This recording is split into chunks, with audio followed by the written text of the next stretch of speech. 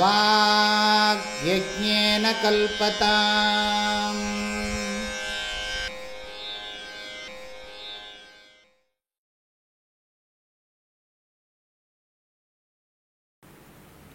ஸ்லோகத்தை சொல்கிறேன், திரும்ப சொல்லுங்க. சர்வவேதாந்த சித்தாந்த கோச்சரம் தமகோச்சரம் கோவிந்தம் பரமானந்தம் சத்குரும் பிரணதோஸ்ம்யஹம். சர்வவேதாந்த சித்தாந்த கோச்சரம் தமகோச்சரம் கோவிந்தம் பரமானந்தம்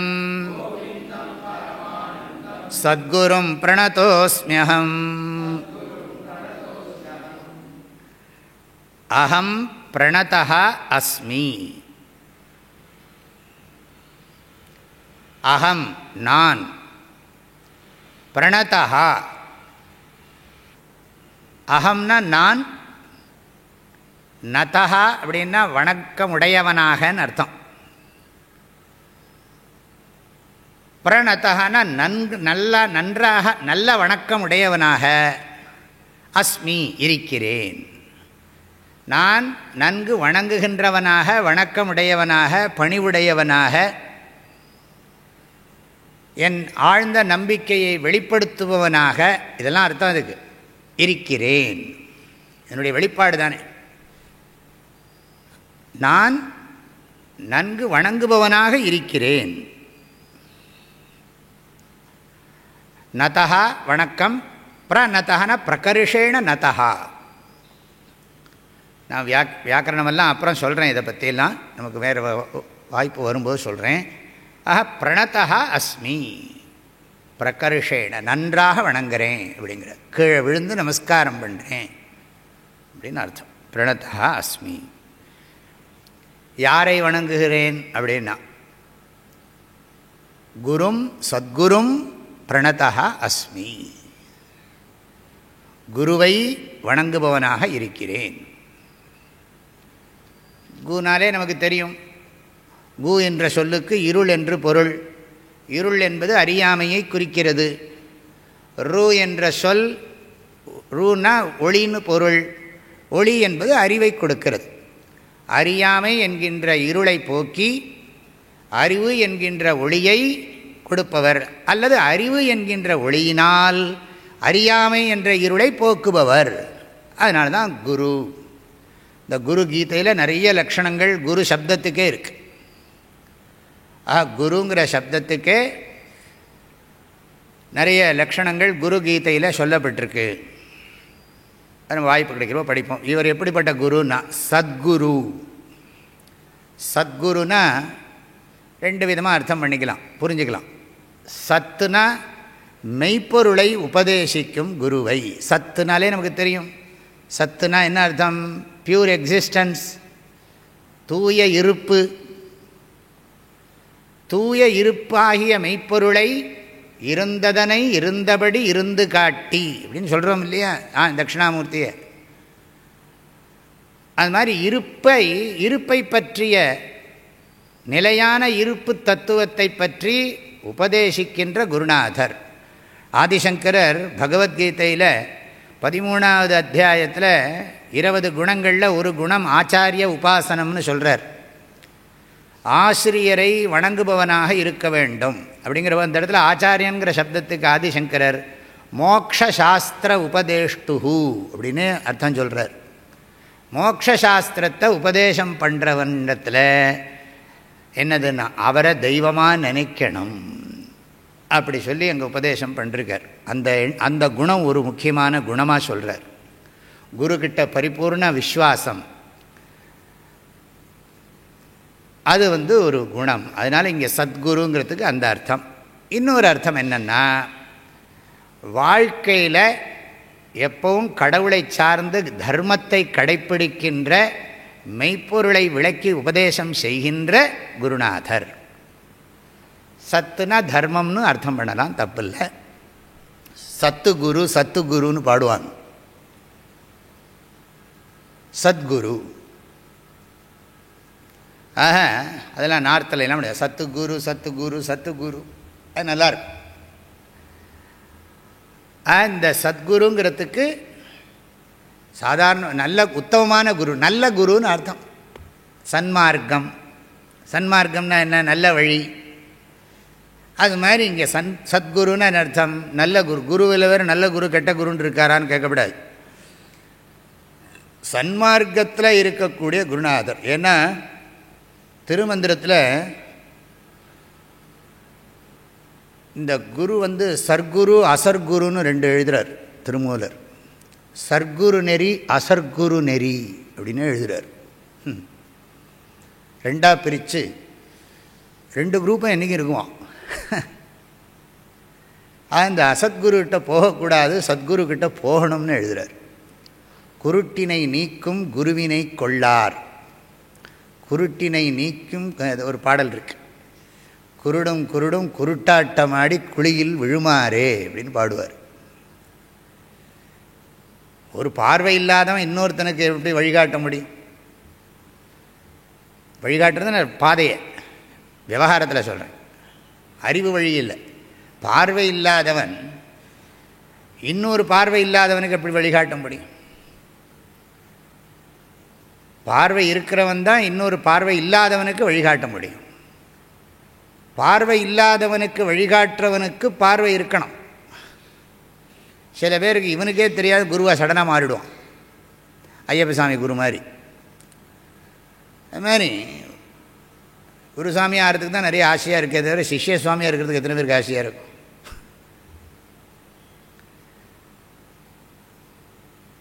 அப்போ இந்த சத்குரு அதுக்கு அர்த்தம். சத்குருன்னா தர்மத்தை கடைப்பிடிக்கிறவர், தர்மமாக வாழ்கிறவர், ஈஸ்வர பக்தி உள்ளவர், குரு பக்தி உள்ளவர், சாஸ்திர பக்தி உள்ளவர், எல்லாத்துக்கும் மேலே அந்த மெய்ப்பொருள் தத்துவத்தை நன்கு உணர்ந்திருப்பவர், எது மெய்ப்பொருள் பொய்ப்பொருள்ங்கிறத தெரிஞ்சு வச்சிருப்பவர், ஒழுக்கமுடையார் வாய்ச்சொல் அப்படிம்பார். செம்பொருள் கண்டார் வாய்ச்சொல், மெய்ப்பொருள் கண்டார் வாய்ச்சொல் அப்படின்னு திருவள்ளுவர் சொல்கிறார். இருக்கட்டும். சத்குரும் பிரணதோஸ்மியகம், சத்குருவை நன்கு வணங்குபவனாக நான் இருக்கிறேன். அது மாதிரி அங்கே இன்னொன்று இருக்குது மேலே, தமகோச்சரம்னு. தம் சத்குரும் பிரணதா அஸ்மி, அந்த சத்குருவை வணங்குகிறேன், அந்த சத்குருவை வணங்குகிறேன்.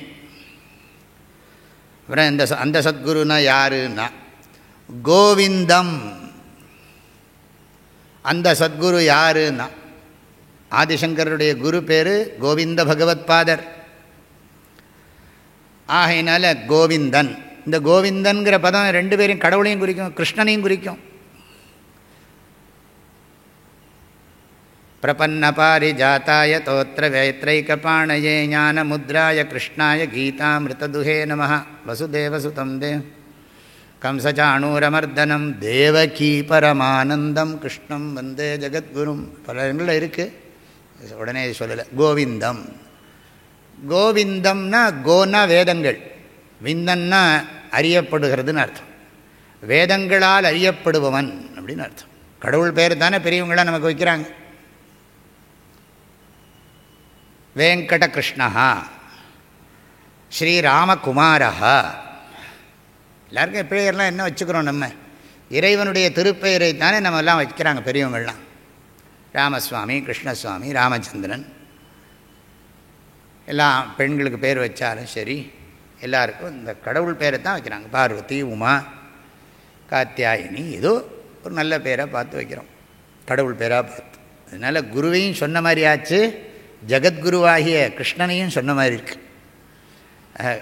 ஜகத்குருவாகிய ஸ்ரீகிருஷ்ணன் தன்னோட நேரடியான குருவாகிய கோவிந்த பகவத்பாதர் கோவிந்தன்னு சொன்னதுனால சாட்சாத் மகாவிஷ்ணுவை சொன்னதாகவும் ஆச்சு, இறைவனையும் சொன்னதாச்சு.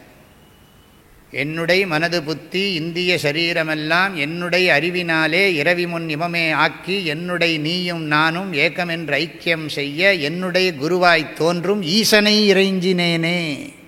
கைவல்ய நவநீது. கோவிந்தம் சத்குரும் பிரணதா அஸ்மி. வேதங்களால் அறியப்படுகின்ற அந்த எல்லாம் வல்ல இறைவனை, கோவிந்தன் அந்த எல்லாம் வல்ல இறைவனுடைய திருப்பெயரை தாங்கி இருக்கின்ற என்னுடைய குருநாதரை வணங்குகிறேன். சத்குருநாதரை வணங்குகிறேன், அந்த குருவை வணங்குகிறேன்.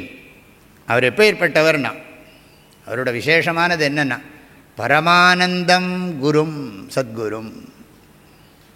அவர் எப்போ ஆனந்தமாக இருக்கார். காரணம் என்னென்னா ஆனந்தம் தானே ஆனந்தம்ங்கிற உண்மையை உணர்ந்தவர். பரம ஆனந்தம். ஆனந்தம்னா சுகம், அது நமக்கு தெரியும். ஆனந்தம்ங்கிற ஒரு இமோஷன், ஒரு உணர்ச்சி உள்ளத்தில் இருக்குது நமக்கு. ஆனந்தத்தை பற்றின அறிவினால் ஏற்படுற ஆனந்தம் தான் உலகத்திலே இருக்கிற ஆனந்தத்திலே, அனுபவிக்கிற ஆனந்தத்திலே உயர்ந்த ஆனந்தம். ஆனந்தத்தை பற்றிய அறிவினால் ஏற்படும் ஆனந்தம், ஆனந்தத்தை பற்றிய அறிவினால் ஏற்படும் ஆனந்தந்தான் உலகத்தில் இருக்கிற ஆனந்தத்திலெல்லாம் உயர்ந்த அனுபவிக்கிற ஆனந்தம். அனுபவிக்கிற ஆனந்தம். நானே ஆனந்தம்னு எனக்கு தெரிகிற போது என் மனசில் எப்படி இருக்கும்? எனக்கு ஆனந்தம் நல்லா புரிகிற போது. எனக்கிட்ட இருக்கிற துன்பம் உண்மையே இல்லை, நான் அனுபவிக்கிற இன்பமும் உண்மை இல்லை, அனுபவிக்கிற துன்பமும் உண்மை இல்லை, நான் ஆனந்தமே வடிவானவன், துன்பம் என்பது கிடையவே கிடையாது, இன்பமும் துன்பமும் இல்லானே உள்ளானே அப்படிங்கிற உண்மையை புரிஞ்சுக்கிற போது எனக்கு ஏற்படுற ஆனந்தத்தை நான் வார்த்தையால் சொல்ல முடியாது. ஊமை கண்ட கனவு மாதிரி தான். அறிவாகி சற்றே நின்றால் தெரியும் அந்த ஆனந்தம். இல்லை இப்போ நம்ம நல்ல நல்ல ஃபுட்டு கிடைக்கிறது, நாக்குக்கு நல்ல வகையான அறுசுவை உணவு, அதனால் கிடைக்கிற ஆனந்தமெல்லாம் தாத்காலிகமானது, துன்பமாக மாறுவது. நம்ம டெம்டேஷன்லாம் நமக்கு அந்த நேரத்துக்கு சுகம் கொடுக்குறது இல்லைன்னு யார் சொன்னால்?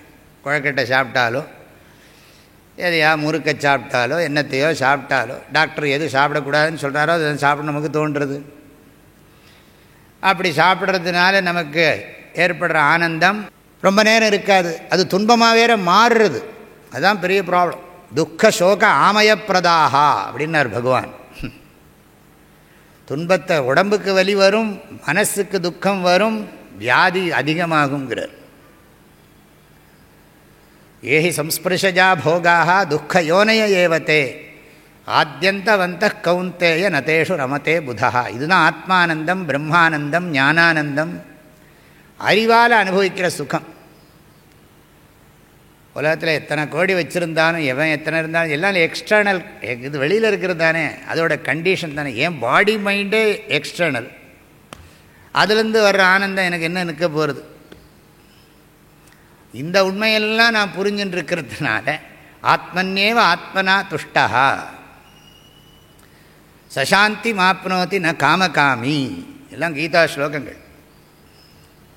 சுகமாத்யந்திகம் யத்தத் புத்திகிராஹ்யமதீந்திரியம் வேத்தி யத்ர ந சைவாயம் ஸ்திதச்சலதி தத்வதः.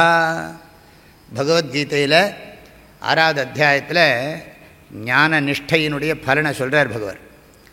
ஆத்யந்திகம் சுகம், முடிவில்லாத பேரின்பம், அறிவால் அறியப்படுவதுங்கிறார். புத்தி கிராஹ்யம், அதீந்திரியம், பொறிகளுக்கு புலப்படாதது. அந்த ஆனந்தத்தை தான் இங்கே சொல்கிறார். பரமானந்தம். பரமானந்தத்தை புரிஞ்சுக்கிறதுனால பரமானந்தம். இப்போ தான் சொல்கிறோம் இல்லையா, ஸ்வாத்மா ராமம் முதித வதனம். முகத்தில் சிரிப்பு இருக்குன்னா எதுனாலனா உள்ள ஆனந்தமாக இருக்குது. ஸ்வாத்மா ராமம் முதித வதனம். முதித வதனம்னா புன்முறுவல் பூத்த முகம். அதுக்கு காரணம் என்னென்னா உள்ளுக்குள்ளே சந்தோஷமாக இருக்கு. எக்ஸ்டர்னெல்லாம் யார் நம்மளை பார்த்து அவன் சிரிச்சா என்ன, சிரிக்காட்டி போனால் என்ன, என்னவா இருந்தால் நமக்கு என்ன. இப்போ நான் சிரிக்கிற போது நீ உம்முன்னு இருந்தேன்னு வச்சுக்கோயேன், சரி பரவாயில்லன்ட்டு போய்டுவேன், ஏதோ மூடு சரியில் ஒரு இருக்குன்னு போய்டுவேன், அவ்வளோதான், முடிஞ்சு போச்சு, அவ்வளோதான். இதுக்காக போய் உட்காந்து ஐயோ நான் சிரித்தேன் அவன் ஏன் சிரிக்கலை கேட்கணும். நான் உன்னை பார்த்து சிரிக்கிற போது நீ ஏன் என்னை பார்த்து சிரிக்க மாட்டேங்கிற, எனக்கு ரொம்ப துக்கமாக இருக்குது அப்படின்னா சிரிக்கணும்னு தோணலை. ஏதோ ஞாபகத்தில் நான் இருந்தேன். ஓஹோ அப்படியா, ஏன் ஏதோ ஞாபகத்தில் இருந்தேன்?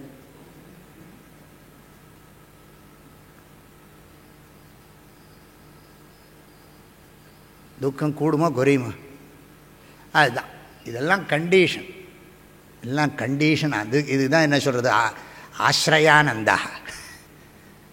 ஆனந்தத்துக்காக இதை வஸ்து ஆஸ்ரயானந்தா, என்னது நிராஸ்ரயானந்தா எல்லாம் சொல்லிட்டு போனால் முடிக்கவே முடியாது. பரமானந்த குருநாதரை வணங்குகிறேன். அதுக்கு தானே வாழ்க்கையில் என்ன நமக்கு புருஷார்த்தம். எப்போ எவர் லாஸ்டிங் ஹாப்பினஸ்ங்கிறான். அழியாத இன்பம், மாறாத இன்பம், அதுதான். அந்த ஆனந்தத்தை தான் பரம ஆனந்தம். பரமானந்தம். இந்த குருவோட லக்ஷணம் இதெல்லாம். கோவிந்தம் எல்லாம் த்விதீயா விபக்தி ஏகவச்சனம். ஆகையினால அகம் பிரணதா அஸ்மி எல்லாம் கர்மா. அகங்கிறது கர்த்தா, அஸ்மிங்கிறது கிரியா, பிரணதாங்கிறது பிரணதா அஸ்மி கர்த்திரு விசேஷம்,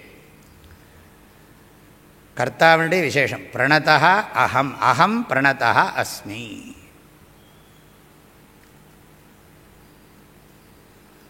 சரி, அஸ்மி கீதృశம் சத்குரும் பிரணதா அஸ்மி, தம் சத்குரும் பிரணதா அஸ்மி, கோவிந்தம் பரமானந்தம் சத்குரும் பிரணதா அஸ்மி.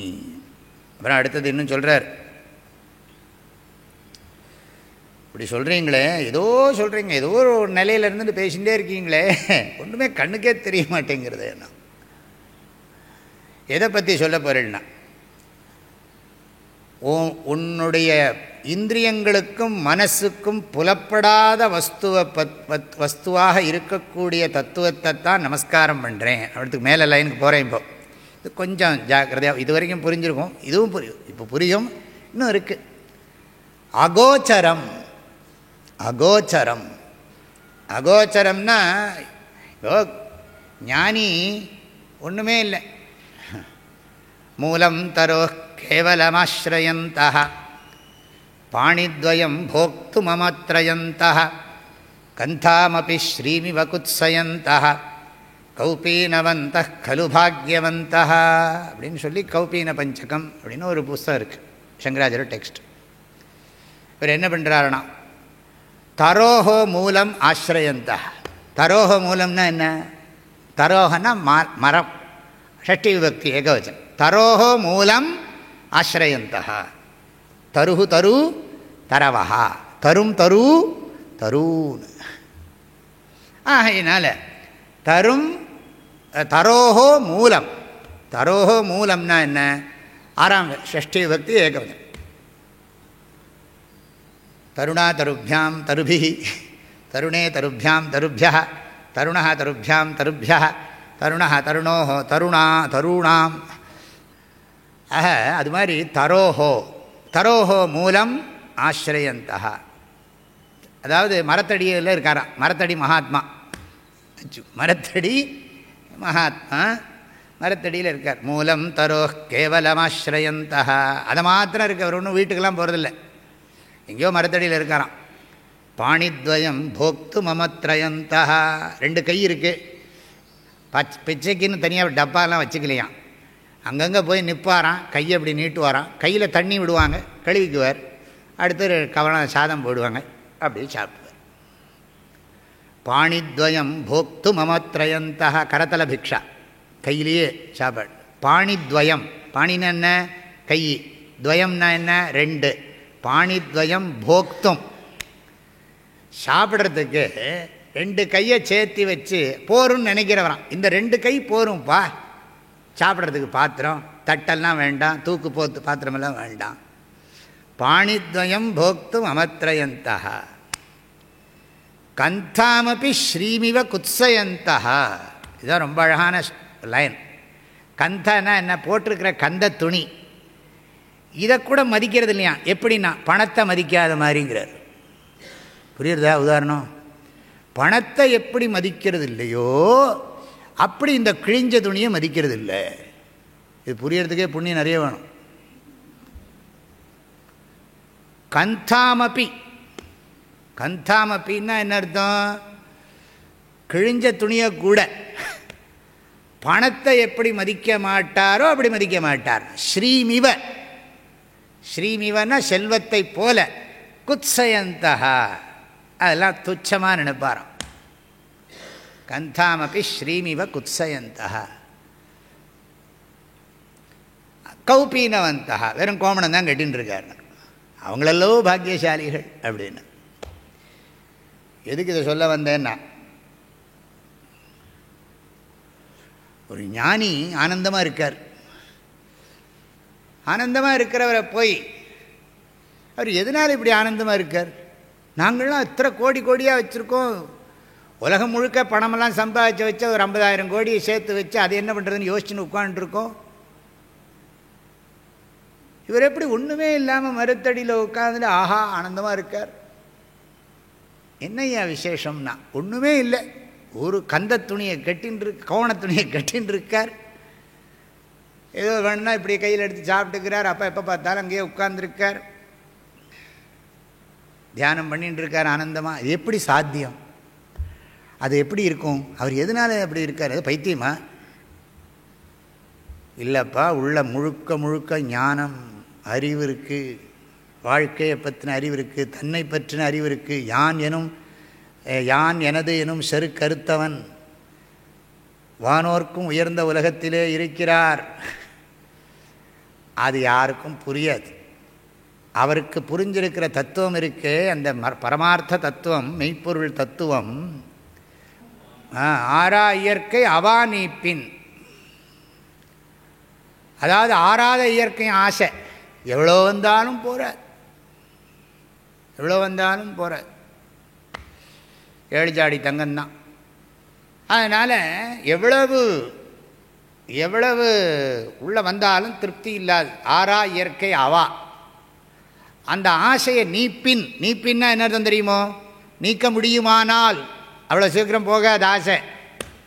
ஆறா இயற்கை அவா நீப்பின் அப்படி நீக்க முடியுமானால் அந்நிலையே, அந்த நிலையே பேரா இயற்கை தரும். பெயர்க்க முடியாத இயற்கை பேரானந்தம், பிரம்மானந்தம் தனக்குள்ளே இருக்கான். 2 இயற்கைங்கிறார். ஆனந்தம் நம்முடைய பெயர்க்க முடியாத இயற்கை, நேச்சர்னு அர்த்தம், அவரோன் ஸ்வரூபம்னு அர்த்தம். நித்திய ஆனந்தம்னு அர்த்தம். பேரான்னு சொன்னால் பெயர்க்க முடியாத, நித்தியமான, நிலையான இயற்கை. இயற்கைனா இன்பம்னு அர்த்தம். இந்த பேரா இயற்கையாக இருக்கக்கூடிய, பேரா இயற்கை தரும், உணர்த்தும். ஆறா இயற்கை அவானி. அது மாதிரி எதுக்கு சொல்கிறேன்னா, அவருக்கு ஆசையே இல்லை. பிரஜஹாதி யதா காமான். அதனால் அது அகோச்சரம்னு சொன்னால், கோச்சரம்னா புலப்படுறது, அகோச்சரம்னா புலப்படாததுன்னு அர்த்தம். என்ன புலப்படாததுன்னா, மனம் வாக்கினில் தட்டாமல் நின்றது எது? மனசுக்கும் வாக்குக்கும் இந்திரியங்களுக்கும் புலப்படாதது, கண்ணால் பார்க்க முடியாது, வாசித்து காணனாதது, பூசித்து கூடனாதது, கண்ணால் அதை பார்க்க முடியாது, காதால் கேட்க முடியாது. கண்ணால் பார்க்குறதுக்கு அந்த மெய்ப்பொருள் நிறமல்ல, காதால் கேட்பதற்கு அந்த மெய்ப்பொருள் ஒலியல்ல, நாக்கால் சுவைப்பதற்கு மெய்ப்பொருள் சுவையல்ல, மூக்கால் முகர்வதற்கு அப்பொருள் மணமல்ல, தொட்டுணர்வதற்கான ஊறு பொருளும் அல்ல. இதையெல்லாம் அதை சிந்திக்கவும் முடியாது. அவ்யக்தோயம் அச்சிந்தியோயம்னார் பகவான். அவ்யக்தோயம் அச்சிந்தியோயம் அவிகாரியோயம் உச்சியதே, 2வது அத்தியாயம் பகவத்கீதை. இது இந்திரியங்களுக்கும் புலப்படாது. அனைத்துலகுமாய நின்னை ஐம்புலன்கள் காண்கிலா. அனைத்துலகுமாய நின்னை ஐம்புலன்கள் காண்கிலாங்கிறார் மாணிக்க வாசகர். அப்போ அது புலப்படாது. எது கண்ணுக்கு தெரியறதோ அது சரியாகவே அதுவே புரிய மாட்டேங்கிறது. இவனுக்கு எப்படி புரியும்? மனசுக்குள்ளே புரியும். மெய்ப்பொருள் நான் யார் கண்ணுக்கு தெரியுமா? உடம்பு கண்ணுக்கு தெரியுது, மனசு ஏதோ இருக்குதுன்னு தெரியுது. மனசுக்கே வடிவம் இல்லை, உடம்புக்கு வடிவம் இருக்குது, மனசுக்கு வடிவம் இல்லை, ஆனால் மனசு இருக்குதுன்னு தெரியறது. சரி, மனசு இருக்குதுன்னு தெரிஞ்சுக்கிறவன் யாருன்னு தெரியறதோ? தெரியல. படிக்கிறதுக்கு முன்னாடி தெரியல. உங்களுக்கெல்லாம் தெரிஞ்சிருக்கும், ஏற்கனவே நிறைய படித்ததுனால. ஆனால் படிக்க முன்னாடி ஒருத்தனுக்கு தெரியுமா அது? அதே மாதிரி இந்த உலகம் தெரியறது கண்ணுக்கு, ஆனால் இந்த உலகத்துக்கு ஆதாரமான தத்துவம் தெரியறதா? தெரியல. செல்ஃபோன் தெரியறது. செல்ஃபோன் எப்படி வேலை செய்கிறதுன்னு தெரியுமா? செல்ஃபோனுக்குள்ளே ஒரு சிம் கார்டு இருக்குது. அந்த சிம் கார்டு எப்படி வேலை செய்யுதுன்னு தெரியுமா? எல்லாருக்கும் தெரிஞ்சால் யூஸ் பண்ணிகிட்ருக்காங்க. கண்டுபிடிச்சவனுக்கு தெரியுமா தெரியாதா? அவனுக்கு தெரியும். நமக்கு யூஸ் பண்ணினா போகிறோம், எப்படின்னு தெரிஞ்சுக்க வேண்டிய அவசியம் இல்லைன்னு தீர்மானம் பண்ணிட்டோம். அது பரவாயில்ல. செல்ஃபோனை பற்றின ஞானம் தெரியாட்டா பரவாயில்ல. நான் யாருன்னு, செல்ஃபோனை யூஸ் பண்ணுறவனை பற்றின ஞானமே இல்லாமல் செல்ஃபோனை அவன் யூஸ் பண்ணான்னா, நான் ஏன் செல்ஃபோனை யூஸ் பண்ணுகிறேன், எதற்காக பயன்படுத்துகிறேன் அப்படின்னு தெரியணுமா வேண்டாமா? இதெல்லாம் தேவையில்லாத ஆராய்ச்சின்னா. அப்போ இன்னொருத்தனுக்கு நீ கஷ்டம் கொடுக்குற, இல்லாட்டி சுகம் கொடுக்குற, நோ எதனால இது? சங்கராச்சாரியர் ரொம்ப அழகாக சொன்னார். காத்தே காந்தா கஸ்தே புத்திரா சம்சாரோயமதீவ விசித்ரா கஸ்யத்வம் கஹ் குத ஆயாதஹ தத்வம் சிந்தய ததிஹ பிராதஹ. உன் மனைவி யார் அப்படி கேட்குறார். காத்தே காந்தா கஸ்தே புத்திரா, உன் குழந்தையார். புரியலன்னா புரியாமையே வாழ்ந்துட்டுருக்க பற்றியா இத்தனை நாளா? சம்சாரோயமதீவ விசித்ரா, அயம் சம்சாரா இன்னும் அதீவ விசித்திரா. இந்த வாழ்க்கை இருக்கே ரொம்ப ஆச்சரியமாக இருக்குது. புரியாமையே வாழ்ந்துட்டுருக்கோங்க, ஒன்றும் தெரியாமையே வாழ்ந்துட்டுருக்கோம். சம்சாரோயமதீவ விசித்திரா கஸ்யத்வம், நீ யாருடையவன்? மனைவியுடையவனா, மகனுடையவனா, உங்கள் அப்பாவுடையவனா? நீ யாரை சேர்ந்தவன்? கஸ்யத்வம் குத ஆயாத்தா, நீ எங்கிருந்து வந்த? ஒன்றுமே புரியலையே சுவாமின்னா. Oh my dear brother please think. அப்படியே சொல்லியிருக்கார் சங்கராச்சாரியர். இங்கிலீஷ்லேயே சொன்னார்னா இல்லைப்பா, ஹே பிராத்தா தத்துவம் சிந்தைய, என் அன்பிற்குரிய சகோதரனே தயவு செய்து சிந்தித்து பார்ப்பாயா. இதெல்லாம் தெரியாமல் வாழ்க்கையை வாழ்கிறையே, ஆற்றில் இருந்தும் துறை தெரியாமல் அலைகின்றனையே என்னார் பட்டினத்தார். ஆற்றுலேயே நீஞ்சின்னு இருக்கானே தவிர எங்கேயாவது ஒரு படிக்கட்டில் ஏறி வெளியில் போக வேண்டாமோ? ஸ்கூலுக்கு போனான், காலேஜுக்கு போனான், வேலைக்கு போனான், கல்யாணம் பண்ணிட்டான், குழந்தைய பெற்றான், ஜோசியர்கிட்ட போயிட்டே இருக்கான். எனக்கு எப்போ நிம்மதி வரும்னு அவன் நிம்மதியை நம்பித்தான் ஜோசியர் நிம்மதியே இருக்கு. என்ன பண்ணுறது? புரியுறதா? புரியாமையாக இருக்கும் உங்களுக்கு. புரிகிற மாதிரி சொன்னால் புரிஞ்சாகணும். அப்படியும் புரியலன்னா ஏதோ விசேஷமான கிரகம் பிடிச்சிருக்குன்னு அர்த்தம். அகோச்சரம், கோச்சரம்னா என்ன அர்த்தம்? பர்சீவபிள், அதாவது அது விஷயம் இல்லது. அவிஷயத்வேன ஞாயத்தே பிரம்ம அப்படின்னு ஆனந்தகிரி ஒரு இடத்துல சொல்கிறார். ஆதிசங்கருடைய கமெண்ட்ரிக்கு வியாக்கியானம் பண்ணுறார். அவிஷயத்வேன ஞாயத்தே பிரம்ம, அதாவது அது அவிஷயமாக அறிந்து கொள்ளப்படுகிறது. அப்படியே சொல்லிகிட்டே இருக்கலாம். சுருக்கமாக சொன்னால் அது என்னதுன்னா, இந்த கண்ணாலேயோ காதாலேயோ மூக்காலேயோ புலன்களுக்கு புலப்படாதது. புலன்களுக்கு புலப்படுறதை அடிப்படையாக வைத்துத்தான் மனதிலையும் சிந்திக்க முடியும். ஆக அனுமானமும் பண்ண முடியாது. ஆகையினால் அது புலப்படாதது அப்படி சொல்லிட்டார். புலப்படாததை பற்றி எதுக்கு சுவாமி 1 மணி நேரமாக பேசிகிட்டு இருக்கீங்க அப்படின்னா, ஆனால் ஒரு விதமாக புலப்படும்னார். என்னதுன்னா புத்தி கிராஹியம்னு அங்கே படித்தோமே கீதையில், அதை சொல்கிறார். சர்வ வேதாந்த சித்தாந்த கோச்சரம், புலப்படும்னார். முதல்ல புலப்படாது, அகோச்சரம். அந்த புலன்கள் இந்திரியத்துக்கும் மனசுக்கும் புலப்படாத அந்த வஸ்துவை நமஸ்காரம் பண்ணுகிறேன். அங்கே இருக்கு, புலப்படாத வஸ்துவை நமஸ்காரம் பண்ணுகிறேன். பொன்னிலம் மாதராசை பொருந்தினர் பொருந்தார் உள்ளம் தன்னில் அந்தரத்தில் ஜீவசாட்சி மாத்திரமாய் நிற்கும் எந்நிலங்களினும் மிக்க எழுநிலம் அவற்றின் மேலாம் நன்னிலம் மருவும் ஏகநாயகன் பதங்கள் போற்றி. எவருடைய அருளால் யானே எங்குமாம் பிரமம் என்பால் கவருடைய புவனமெல்லாம் கற்பிதம் என்றறிந்து விட்டுருவோம், பரவாயில்ல. அதில் ஒரு இருக்குது, இந்திரியங்களுக்கு புலப்படாதது, சுலபமாக சொல்ல வேண்டியதான். சரி, சரி, இந்திரியங்களுக்கும் மனசுக்கும் புலப்படாதுன்னா எதுக்கு தான் அது புலப்படும் அப்படின்னா எதனால் புரிஞ்சிக்க முடியும்?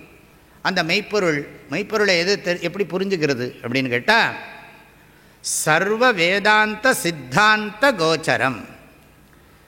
கோச்சரம்னா புலப்படுறது. எதுக்கு புலப்படுறதுன்னா சித்தாந்தத்தின் மூலமாக புலப்படுவது. சித்தாந்தம்னா இங்கே அத்வைத தத்துவம், மெய்ப்பொருள். சித்தாந்தம்னா தாத்பரியம்,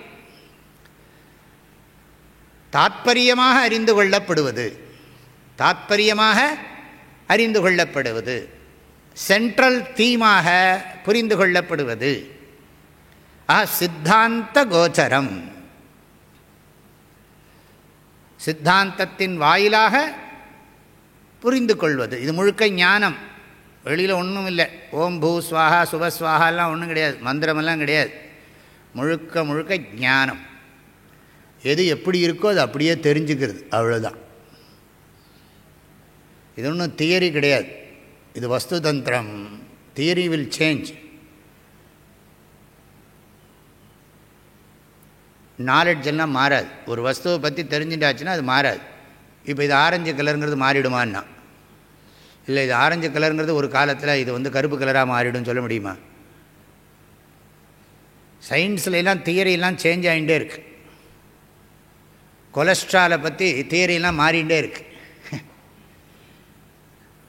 பிளட் ப்ரெஷருடைய தியரியெல்லாம் மாறுறது. இவ்வளோ இருந்தால் சரிங்கிறான், அவ்வளோ சரிங்களா, அது சம்மந்தமே இல்லைங்கிறான். என்னெல்லாமோ புதுசு புதுசாக தியரி மாறின்னு இருக்கு. அதெல்லாம் போயிட்டு போட்டோம். நான் என்ன சொல்கிறேன்னா, இந்த இது மெய்ப்பொருள் வேதங்களும் சாஸ்திரங்களும் சொல்கிறது, அதை தான் சொல்கிறார். சர்வ வேதாந்த. வேதாந்தன்னா என்ன அர்த்தம்? வேதத்தின் கடைசி பகுதி உபனிஷத்துக்கள். ஒரு உபனிஷத்தாக இருக்குது, ஏகப்பட்ட உபனிஷத்து இருக்குது. சர்வ வேதாந்த, சதுர்வேதாந்த. ஒரு வேதத்துலேயும் நிறைய கிளைகள் இருக்குது. ஆக அனைத்து வேதங்களுடைய வேதாந்த சித்தாந்த கோச்சரம், சமஸ்த உபனிஷத்துக்களின் தாத்பரியமாக புரிந்து கொள்ளப்படுகிற அப்படின்னு அர்த்தம். சாஸ்திர பிரமாண கோச்சரம், வேதாந்த சாஸ்திர பிரமாண கோச்சரம், பிரத்யக்ஷ அனுமான அகோச்சரம். பிரத்யக்ஷ அனுமான அகோச்சரம், சப்த பிரமாண கோச்சரம், சாஸ்திர பிரமாணம். அதுவும் வேத பூர்வ பிரமாணம் இல்லை, இது வேதாந்த சித்தாந்த கோச்சரம். சமஸ்த உபனிஷத்துக்களுடைய பரம தாத்பரியமாக இருக்கின்ற அத்வைத ஸ்வரூபமான பிரம்மனை பற்றின பிரம்மமாக புலப்படுவதை வணங்குகின்றேன். எவ்வளோ விஷயம் வந்துடுது. வணங்குகின்றேன்னா என்ன அர்த்தம்? பிரம்மத்தை தியானம் பண்ணுறேன்னு அர்த்தம். குருவை நமஸ்காரம் பண்ணுறேன், பிரம்மத்தை தியானம் பண்ணுறேன். அதாவது நானே ரெண்டு அம்சமாக இருக்கேன். அதாவது இண்டிவிஜுவலாகவும் இருக்கேன், நான் இண்டிவிஜுவலாகவும் இருக்கேன். அதாவது நான் தன்னுணர்வை உடையவனாக இருக்கும் பொழுது நான் பணிவை வெளிப்படுத்துகிறேன். ஆனால் உண்மையில் தன்னுணர்வு இல்லை என்கின்ற அறிவும் உடையவனாக இருக்கிறேன். சர்வ வேதாந்த சித்தாந்த கோச்சரம் அகோச்சரம், சர்வ உபனிஷத் பிரமாண கோச்சரம். அதனால் விளங்க முடியும். வேதாந்தம் படித்தா தான் புரியும். தத் விஜானார்த்தம் ச குருமேவ அபிகச்சேத். இந்த உண்மையை தெரிஞ்சு, இதில் இன்னொரு விசேஷமும் இருக்குது. குருவையும் சாஸ்திரத்தையும் பிரிக்க முடியாது. குருவையும் சாஸ்திரத்தையும் பிரிக்கவே முடியாது. குரு வாயை திறந்தால் ஊர் கதையெல்லாம் பேசக்கூடாது. ரொம்ப பேசின்னு இருந்தார்னா அவருக்கு அப்புறம் சாஸ்திரத்தை விட்டு விலகியில் போயிடுவார்னு அர்த்தம். சாஸ்திரத்தை புரிய வைக்கிறதுக்காக ஏதாவது ஒன்று 2-3 சொல்லலாம். ரொம்ப அதிகமாக போயிடுச்சுன்னா சில சமயம் நமக்கே ஆபத்தாயிடும். நமக்கு என்ன பாடு சொல்லிக் கொடுக்குறவனுக்கே ஆபத்தாயிடும். குரு எப்போ பேசினாலும் சாஸ்திரத்தை பற்றியே தான் பேசுவார். சாஸ்திரத்தை தானாக புரிஞ்சிக்க முடியாது. சர்வஸ்ருதி சிரோரத்ன விராஜித பதாம்புஜ வேதாந்தாம்புஜ சூரியோய தஸ்மை ஸ்ரீ குரவே நமஹ. இது என்ன அர்த்தம்னா, இந்த தாமரைப்பூ இருக்கே அது மொக்கா இருக்கு. மொக்கா இருந்தால் அதை ரசிக்க முடியுமா? மொக்கா இருக்கிற பூவை ரசிக்க முடியாது. மொக்கு நல்லா விரியணும். நாம் விரிக்கப்படாது. மொக்கு நல்லா விரியணும். விரியணும்னா சூரியன் ஒளி படணும். சூரியனுடைய ஒளி படம் இருந்தால் தான் தாமரையை நாம் நல்லா ரசிக்க முடியும். அது மாதிரி இந்த வேதாந்த சாஸ்திரங்கள் எல்லாம் தாமரை மொக்கு மாதிரி. அதனுடைய மகிமையை எடுத்து விளக்கி சொல்கிறவர் ஞான சூரியனாகிய குரு. அவர் அதை இது பண்ண உடனே அந்த வேதாந்த சாஸ்திரம் அவ்வளோ ஆனந்தமாக புரியும். கடல் நீர் உப்பாக இருக்குது. அந்த உப்பு நீர் ஆவியாகி மேகமாகி மழை பெய்கிற போது மழை நீரில் உப்பு இருக்குமோ? உப்பு இருக்குமா? மழை தண்ணியில் உப்பு இருக்காது. அந்த தண்ணி தானே இங்கே வந்திருக்கு. அப்போ உப்பு கரிக்கிற தண்ணி நல்ல குடிக்கிற தண்ணியாக மாறிடுது. எதனாலன்னா மேகத்தினால. அது மாதிரி நாமளாக போய் வேதாந்தத்தை படித்தா ஒரு மண்ணும் புரியாது, கரிக்கும். ஐயோ இது ஒன்றும் புரியவே மாட்டேங்கிறது. ஆனால் அந்த குருங்கிற மேகம் அந்த சாஸ்திரத்தை எடுத்து அதை அந்த அமிர்த வாக்கியங்களால் அவர் சொல்ல சொல்ல என்னாகும்னா அமிர்தமாக இருக்கும். கேட்கணும். எமக்கு உங்கள் உரை அமுதங்கள் தெவிட்டாவே அப்படிம்பான் கவியல் என்ன சிஷ்யன். ஸ்ருண்வதோ நாஸ்திமே மிருதம் கீதையில் அர்ஜுனன் சொல்கிறான். நீ சொல்கிறத கேட்டு கேட்டு எனக்கு ஆனந்தமாக இருக்கு. அதுதான் கற்றலின் கேட்டல் நன்றுன்னாங்க. குருமுகமாக படிக்கணும். நம்ம அதுக்கு ஒரு உதாரணம் சொல்கிறது உண்டு. இந்த சிடி பிளேயர், சிடியை தனியாக கையில் வச்சுருந்தா பாடுமா? பாடு. அதுக்குள்ளே என்ன இருக்கோ வெளியில் வருமா? வராது. வெறும் டப்பாவை மாத்திரம் வச்சுண்டு பாடுனா பாடுமா? அதுவும் பாடாது. இதை தூக்கி அதுக்குள்ளே போடணும். அப்போ அதுக்குள்ளே அந்த அந்த அந்த அந்த அந்த அந்த மிஷின் என்ன பண்ணும்? அதுக்குள்ளே இருக்கிறது தானே சொல்லும். அது தனியாக சொந்த கதையெல்லாம் சொல்லுமா? சொல்லாது. இப்போ ரெண்டும் சேரணும். சிடி மாதிரி சாஸ்திரம், பிளேயர் மாதிரி குரு. அப்போ சாஸ்திரத்தையும் குருவையும் பிரிக்கவே முடியாது. அதனால் அவர் எல்லாத்தையும் சேர்த்துட்டார். கடவுள் ஈஸ்வரோ குரு ஆத்மேதி. ஆத்மா இன்டைரக்டாக தனக்கே நமஸ்காரம் பண்ண மாதிரி ஆயாச்சதில்லை. அதெல்லாம் சொல்லலை. நம்ம ஆத்ம நமஸ்காரான்னு சொன்னாலும் தப்பு இல்லை, அதெல்லாம் அண்டர்ஸ்டுட். ஆனால் இப்போ தன்னை தனியாக வச்சுருக்கிற மாதிரி ஒரு பாவனை. சர்வ வேதாந்த சித்தாந்த கோச்சரம். வேதாந்தம் படிக்கிறதுக்கு முன்னால்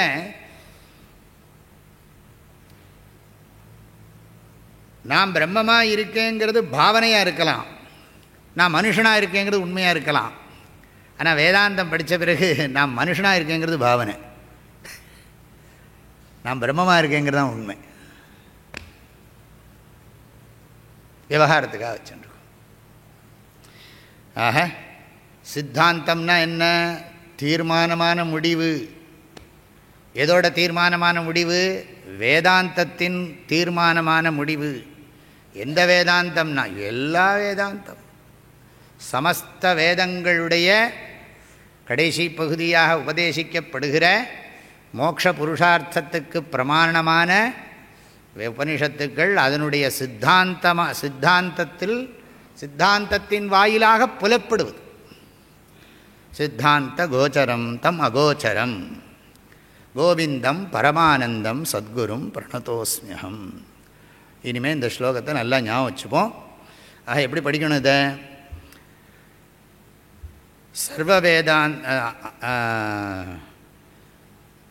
சர்வவேதாந்த சித்தாந்த கோச்சரம் அகோச்சரம் கோவிந்தம் பரமானந்தம் தம் சத்குரும் அகம் பிரணதா அஸ்மி. பிரத்யக்ஷத்துக்கும் அனுமானத்துக்கும் புலப்படாமல் இருக்கின்ற தத்துவமான உபனிஷத்துக்களின் பரம தாத்பரியமாக அறிந்து கொள்ளப்படுகிற வேதங்களால் அறியப்படுகின்ற இறைவனாகவும் கோவிந்த பகவத்பாதராகவும் பரம ஆனந்தமாகவும் இருக்கின்ற அந்த சத்குருவை நான் நன்றாக விழுந்து விழுந்து விழுந்து விழுந்து வணங்குகிறேன். அனந்த கோட்டி நமஸ்காரான் சமர்ப்பயாமி.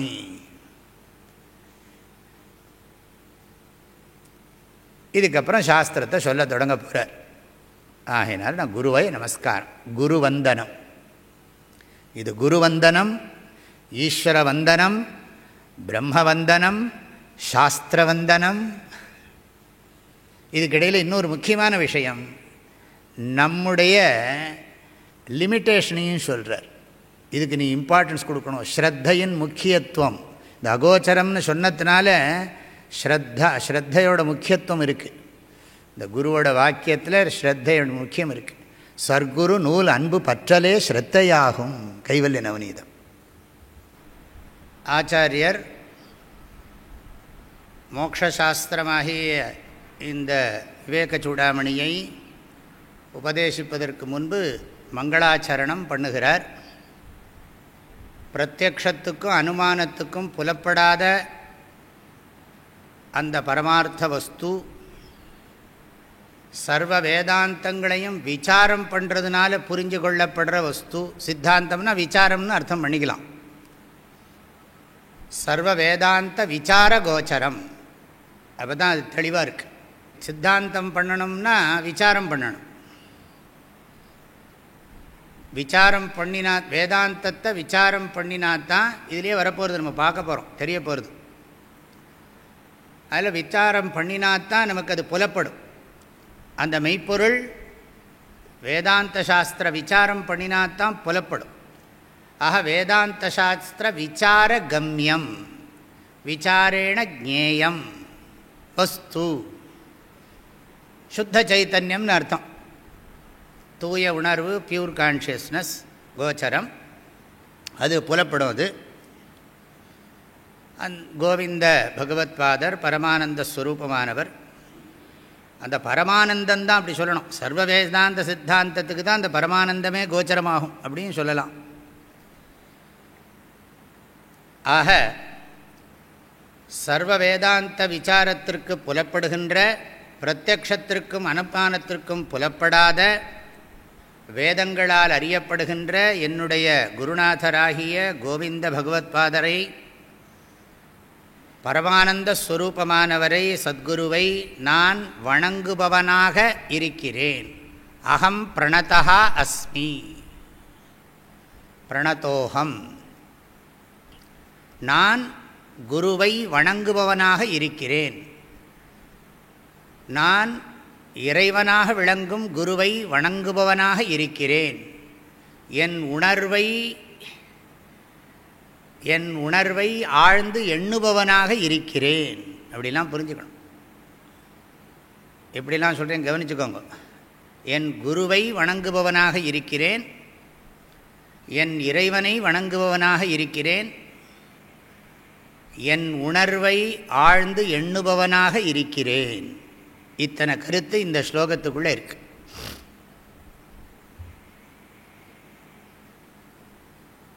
தாய்மானவருடைய ஆனந்த கழிப்பை நினச்சி பார்த்தா தெரியும். ஆதி அநாதியுமாகி எனக்கு ஆனந்தமாய் அறிவாய் நின்று இலங்கும் ஜோதி மௌனியாய் தோன்றி சொல்லாத வார்த்தையை சொன்னாண்டி தோழி. இந்த பாட்டுக்கு அப்படியே அது சரியாக இருக்கு. ஆதி அநாதியும் ஆகி, அதுதான் எல்லாத்துக்கும் முதல். அதுக்கு முதல் எதுவும் இல்லை. அது அநாதியுமாகி எனக்கு ஆனந்தமாய், என்னிடத்தில் ஆனந்தமாய் அறிவாய் நின்று இலங்கும் ஜோதி, சத்து சித்து ஆனந்தம் தூய நின்று இலங்கும் ஜோதி மௌனியாய் தோன்றி. அவருடைய குருநாதர் மௌனகுருன்னு பேர். மௌனியாய் தோன்றி சொல்லாத வார்த்தையை சொன்னாண்டி தோழி. யாருமே சொல்லிக் கொடுக்க முடியாத சொல்லாத சொல்லை விளக்குகிற சொல்லை புலப்படுத்துகின்ற சொல்லை புலப்படுத்துகின்ற பொருளை பற்றிய சொல்லை புலப்படுத்துகின்ற பொருளை பற்றிய உணர்வு தான் சொல்ல புலப்படுத்துகிறது. சொல் உணர்வை புலப்படுத்துகிறதா, உணர்வு சொல்லை புலப்படுத்துகிறதா? உணர்வு சொல்லை அறிகிறதா, உணர்வு சொல்லை அறிகிறதா, சொல் உணர்வை அறிகிறதா? சொல்லாத வார்த்தையை சொன்னாண்டி தோழி. யோசிச்சுட்டே இருக்கும். உணர்வை சொல் உணர்வை விளக்குகிறதா, உணர்வு சொல்லை விளக்குகிறதா என்று சொல்வதன் மூலம் சொல்லாத வார்த்தையை சொன்னாண்டி தோழி. இது நல்லா யோசிச்சா புரியும். அடுத்த பாட்டே இருக்கு. சொன்னதை ஏதென்று சொல்வேன், என்னை சூதாய் தணிக்கவே சும்மா இருத்தி, முன்னிலை ஏதும் இல்லாதே சுகம் முற்றச் செய்தே என்னை பற்றி கொண்டாண்டி. ஆக இந்த தாய்மானவருடைய ஆனந்த கழிப்பில் 2 பாட்டை நீங்கள் இதோட சேர்த்து யோசித்து புரிஞ்சுக்கலாம். இனி நாம் அடுத்த ஸ்லோகத்துக்கு போக போகிறோம். சாஸ்திரத்தை தொடங்குகிறார். குரு வந்தனம் பண்ணியாச்சு, ஈஸ்வர வந்தனம் பண்ணியாச்சு, பிரம்ம சிந்தனம் பண்ணியாச்சு. குரு வந்தனம், ஈஸ்வர வந்தனம், பிரம்ம சிந்தனம் 3 பண்ணியாச்சு. இந்த சாஸ்திரத்தோட விஷயத்தையும் சொல்லியாச்சு. நான் பேசக்கூடிய விஷயம் பிரத்யக்ஷ பிரமாண அனுமான பிரமாணத்துக்கு அகோச்சரமானது. சர்வ வேதாந்த சித்தாந்த கோச்சரமான பிரம்மத்தை உபதேசம் பண்ணியிருக்கேன். ஆகையினால பணிவுள்ளவனுக்கு தான் உண்மை விளங்கும், பணிவில்லாதவனுக்கு உண்மை விளங்காது. அடக்கமும் பணிவும் இருந்தால் தான் உண்மை விளங்கும். அப்படிங்கிறதெல்லாம் இதற்குள்ளே புதைந்து கிடக்கிறது. ஆக இத்தனை விஷயங்கள் இந்த ஸ்லோகத்தில் அடங்கியிருக்கு. முடிஞ்ச வரைக்கும் இதை நாம் சிந்தனை பண்ணியிருக்கோம். பகவான் சர்வேஸ்வரன், ஆதிகுரு தட்சிணாமூர்த்தி, பிரஜா தட்சிணாமூர்த்தி, ஆதிசங்கரர் எல்லா மகாத்மாக்களும் இந்த சாஸ்திரத்தை நம்ம நல்லா படிக்கிறதுக்கும் அது நன்றாக புரிஞ்சுக்கிறதுக்கும் அனுகிரகம் பண்ணட்டும். இந்த சாஸ்திர ஞானம் நம்ம மனசில் ஆழமாக பதியறதுக்கும் அது நம்முடைய வாழ்க்கையின் சூழ்நிலைகளில் நன்றாக நமக்கு திருடமாக வெளிப்படுவதற்கும் அனுகிரகம் பண்ணணும்னு பிரார்த்தனை பண்ணி இந்த மங்கள ஸ்லோகத்தோட அர்த்தத்தை பூர்த்தி பண்ணுறேன். ஹரி ஓம். ஈஸ்வரோ குருராத்மேதி மூர்த்திபேத விபாகினே व्योमवद्व्याप्तदेहाय दक्षिणामूर्तये नमः. ஐயனே எனதுள்ளே நின்று அனந்த ஜன்மங்களாண்ட மெய்யனே உபதேசிக்க